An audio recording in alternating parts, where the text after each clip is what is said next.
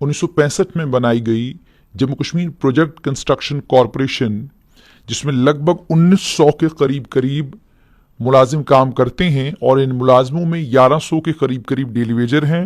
150 के करीब लोग डेपुटेशन पर आए हैं और 650 लोग Jammu Kashmir project construction corporation में ही काम कर रहे हैं।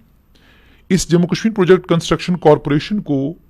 जो जम्मू कश्मीर में तामीरात के काम देखती थी, कंस्ट्रक्शन के काम देखती थी, बड़े प्रोजेक्ट्स जिस Jammu Kashmir project construction corporation को दिए जाते और उनको मुकम्मल करने का काम JKPCC के पास होता था, इसे भी बंद करने का फैसला जम्मू कश्मीर की सरकार ने ले लिया है।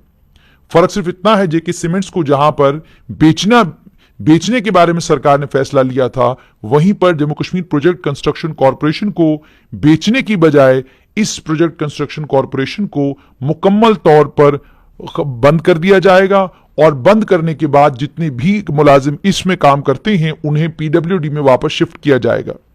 जो मेरी इतलात हैं उसके मुताबिक JKPCC में काम करने वाले जितने भी कर्मचारी हैं उनको PWD में भेजा जाएगा और PWD में भेजने के बाद वहां पर उनको क्या काम दिया जाएगा वो इंपॉर्टेंट है, वो मैं आपके साथ शेयर करता हूं। बेसिकली PWD में वो जब चले जाएंगे उसके बाद वो PWD की एक विंग बन जाएंगे, यानी PWD में ही 2 विंग्स नहीं बनाई जाएंगी या 3 विंग्स नहीं बनाई जाएंगी और उन 3 विंग्स में इन तमाम लोगों को एब्जॉर्ब किया जाएगा। 1100 डेली वेजरों का जहां तक ताल्लुक है उनसे काम PWD का विभाग लेगा और उसी तरीके से जो 150 लोग अलग अलग विभागों से, अलग अलग डिपार्टमेंटों से डेपुटेशन पर Jammu Kashmir project construction corporation में आए हैं, उन्हें वापस उनके विभागों में, उनके डिपार्टमेंटों में भेज दिया जाएगा। JKPCC को बंद करने का मतलब साफ तौर पर यह है कि अब जो पहले हुआ करता था कि टेंडर के साथ में कमीशन पर काम हुआ करता था, वो काम मुकम्मल तौर पर अब बंद हो जाएगा। अब केवल टेंडरिंग होगी, टेंडरिंग PWD करेगा और टेंडर में जो भी कीमत किसी एक प्रोजेक्ट की तय की जाएगी उसी प्रोजेक्ट पर काम करना होगा और काम करने के बाद काम मुकम्मल जब होगा तो मुकम्मल होने के बाद भी किसी भी तरीके से कोई भी फायदा जो है, मतलब जाहिर सी बात है ठेकेदार को तो फायदा होगा, लेकिन विभाग जब काम करेगा तो विभाग अब उस तरीके से काम नहीं करेगा जिस तरीके से काम Jammu Kashmir project construction corporation में किया करता था। 1965 में इस Jammu Kashmir project construction corporation को बनाया गया। ऑथोराइज कैपिटल उस वक्त 10 करोड़ था और पेड अप कैपिटल 1.52 करोड़ के करीब था। मकसद उस वक्त यह था कि यह Jammu Kashmir project construction corporation, जैसे केंद्र में CPWD है, सेंट्रल पब्लिक वर्क्स डिपार्टमेंट है, या अलग अलग national highway authority of India, national highway infrastructure development corporation limited हैं, जिस तरीके से राष्ट्रीय स्तर पर कुछ कॉरपोरेशंस हैं, उन वो कॉरपोरेशनें टेंडरिंग में पार्टिसिपेट करती हैं, उन्हें अलग अलग डिपार्टमेंटों में टेंडर मिलते हैं या अलग अलग स्टेट्स में टेंडर मिलते हैं। वो टेंडर लेते हैं, टेंडर पर काम करते हैं, उसके बाद मुनाफा कमाते हैं और मुनाफा कमाकर वो कंपनियां सस्टेन करती हैं। लेकिन जम्मू कश्मीर में विडंबना ये रही कि जो भी कॉरपोरेशन बनाई गई या जो भी पब्लिक सेक्टर अंडरटेकिंग बनाई गई, उस पब्लिक सेक्टर अंडरटेकिंग को इस मंशा के साथ तो जरूर बनाया गया कि यह पब्लिक सेक्टर अंडरटेकिंग जो है लोगों के भलाई के काम करेगी, लेकिन जब उस पब्लिक सेक्टर अंडरटेकिंग ने काम करना शुरू किया, वो public sector undertaking over a period of time बजाय अच्छा काम करने के, बजाय एक फायदेमंद कंपनी बनने के, आहिस्ता आहिस्ता वक्त के साथ सिर्फ और सिर्फ नौकरियां पैदा करने वाला एक इंस्टीट्यूशन बन गया। हालांकि कोई गलत बात नहीं है कि किसी पब्लिक सेक्टर अंडरटेकिंग में आप लोगों को नौकरियां दे, लेकिन जब आपका की मकसद और आपका मंशा सिर्फ लोगों को अलग अलग इंस्टीट्यूशंस में नौकरियां देना, लोगों को एब्जॉर्ब करना हो, तो फिर जो असली काम लोगों से लेने की, जो असली काम किसी कंपनी का होता है वो काम रह जाता है। जब आपकी नजर मुनाफे के ऊपर हो, जब आपकी नजर इस बात पर हो कि आपकी कंपनी अच्छा काम करनी चाहिए, अच्छा काम करके अच्छा मुनाफा कमानी चाहिए, तो आपका जहन भी उसी तरीके से चलेगा, आपकी पॉलिसीज भी उसी तरह की बनेंगी और नतीजतन वो कंपनी भी जो है मुनाफे में आएगी। लेकिन जब आपका मकसद ही यही है कि आपने कंस्ट्रक्शन कॉर्पोरेशन JKPCC के हालात ये थे कि आप किसी भी PWD मंत्री से आप उस एप्लीकेशन के ऊपर लिखवा लेते कि जनाब इसे एंगेज कर दीजिए, तो फौरन जो है जेकेपीसीसी में निचले लेवल पर काम करने वाले डीजीएम जीएम जो है वो आपको एंगेज कर लिया करते थे, और एक बार किसी को आपने एंगेज किया उसके बाद वो लंबे वक्त तक वहीं पर काम करता रहता और नतीजतन वो वहां का डेली वेजर बनता। अब आप इस वक्त देखें कि लगभग कोई 1100 के करीब करीब डेली वेजर हैं, 150 लोग डेपुटेशन पर हैं, 650 के करीब करीब परमानेंट लोग यहां पर काम कर रहे हैं। यानी बड़ा चंक जो है 1100 के करीब करीब, यूं समझ लीजिए जितने मुलाजिम वहां पर काम करते हैं उससे दुगने वहां पर डेली वेजर काम कर रहे हैं जेकेपीसीसी में। और उसके बावजूद जेकेपीसीसी नुकसान में है, उसके बावजूद जेकेपीसीसी खसारे में है, उसके बावजूद जेकेपीसीसी फायदा नहीं कमा सकी, उसके बावजूद जेकेपीसीसी के पास नेशनल लेवल पर या जम्मू कश्मीर से बाहर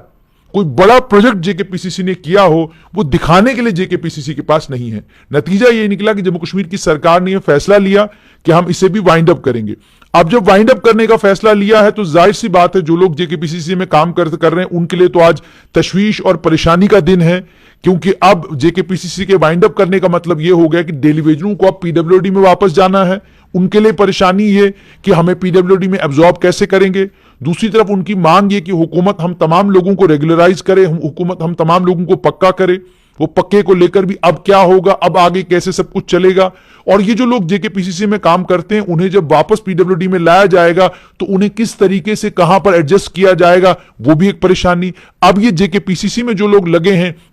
इन्हें जेकेपीसीसी से वापस पीडब्ल्यूडी में जब लाना है तो जो विंग तैयार की जाएगी उस विंग में ये लोग किस तरीके से काम करेंगे, उस विंग में ये लोग किस इनके पास क्या कुछ इंपॉर्टेंट काम रहेंगे, उन तमाम चीजों को लेकर ये तमाम लोग परेशान हैं। जम्मू कश्मीर सीमेंट्स को लेकर भी ऐसा ही हुआ था, जिस वक्त उसको लेकर जम्मू कश्मीर की सरकार ने फैसला लिया तो जेके सीमेंट्स में और किसी को समझ नहीं आया कि जो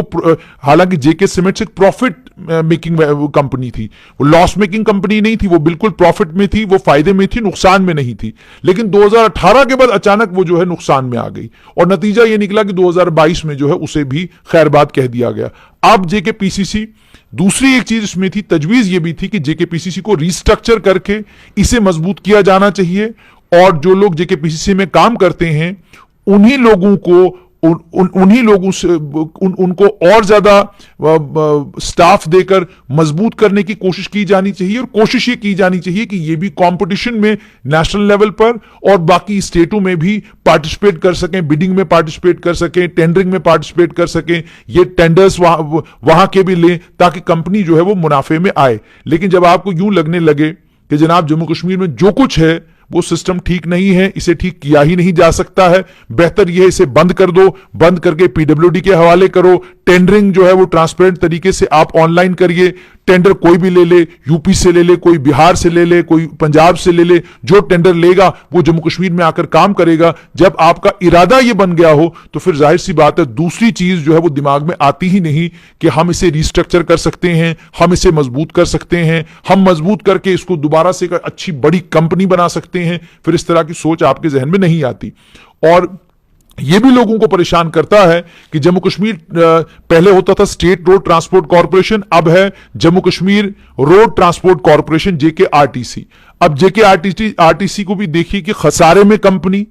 करोड़ों रुपए का नुकसान कंपनी में हो रहा है। जेकेआरटीसी की बसों का इस्तेमाल पहले दरबार मुंह के लिए किया जाता था, जब से दरबार मुंह बंद हुआ है वो भी नुकसान जेकेआरटीसी को झेलना पड़ रहा है। उसके बाद जिस फ्रीक्वेंसी पर लोग इन बसों का इस्तेमाल किया करते थे वो फ्रीक्वेंसी भी कम हो गई है। नतीजा ये निकला है। उसके बाद जेकेआरटीसी ने बीच में एक और चीज की कोशिश की, एक और ट्रायल किया। वो ट्रायल ये किया कि जनाब जम्मू में जो है हम इलेक्ट्रिक बसेस चलाएंगे, वो बात की गई। लेकिन अब वो इलेक्ट्रिक बसेस को भी आप देखिए कि आहिस्ता आहिस्ता उनकी पोजीशन क्या हो गई है। यानी कहने का मतलब ये कि जिस जेकेआरटीसी के ऊपर फोकस करके जिसे नुकसान से फायदे में लाने के बारे में सरकार को सोचना चाहिए था, या अगर सरकार को वाकई लगता है कि वाइंड अप ही करना है, जिस कॉर्पोरेशन को सबसे पहले वाइंड अप किया जाना चाहिए था वो कॉर्पोरेशन आज भी चल रही, क्यों चल रही है उसके बारे में सरकार को ज्यादा बेहतर पता होगा। और वहां पर सरकार को जब आप पूछते हैं तो सरकार कहती है जी रोजी रोटी का मसला है उन तमाम लोगों का जो Jammu Kashmir road transport corporation के साथ जुड़े हुए हैं। तो क्या Jammu Kashmir project construction corporation में लोगों की रोजी रोटी का मसला नहीं? यहां पर रोजी रोटी का मसला उन लोगों का नहीं जो लोग इसके साथ जुड़े हुए हैं, यानी लगभग जैसे मैंने आपको कहा 1100 के करीब करीब डेली वेजर जेकेपीसीसी में काम करता है। तो क्या इनकी रोजी रोटी का मसला नहीं? तो अगर सरकार एक जगह रोजी रोटी को लेकर सोचती है तो दूसरी जगह रोजी रोटी को लेकर क्यों नहीं सोचती? तो इन्हीं सरकार के अजीबोगरीब फैसलों से लोग परेशान होते हैं। लेकिन फिलहाल जो फैसला लिया गया, जैसे मैंने आपको कहा कि सरकार का यह कहना है कि जेकेपीसीसी नुकसान में थी, इसका कोई फायदा जम्मू कश्मीर को नहीं था, कोई बड़ा प्रोजेक्ट या कोई बड़ा काम जेकेपीसीसी ने नेशनल लेवल पर कोई किया हो ऐसा कहीं नजर में नहीं आता। जम्मू कश्मीर में भी जो थोड़े बहुत काम थे इरा के आने के बाद वो काम भी जो है पीडब्ल्यूडी, वो काम भी जेकेपीसीसी को मिलने कम हो गए। जो काम जेकेपीसीसी ने किए भी हैं जम्मू कश्मीर में, पूरे जम्मू कश्मीर में अगर आप नजर दौड़ाएंगे, स्कूल बनाने का काम, दफ्तर बनाने का काम, जो काम जेकेपीसीसी ने किए हैं उसकी भी कोई क्वालिटी रेटिंग होनी चाहिए थी, ताकि पता चलता लोगों को, एक व्हाइट पेपर इशू करके बताया जाना चाहिए था कि क्वालिटी रेटिंग क्या है उन तमाम कामों की जो काम जेकेपीसीसी ने किए हैं, ताकि लोगों को इस बात, ताकि जब आप इस कंपनी को वाइंड अप करें लोग कन्विंस हो जाएंगे जनाब ये कंपनी किसी काम की नहीं थी, इसको वाइंड अप ही किया जाना चाहिए था। लेकिन फिलहाल जम्मू कश्मीर की सरकार का फैसला है, फैसला यह है कि जेकेपीसीसी को वाइंड अप किया जा रहा है।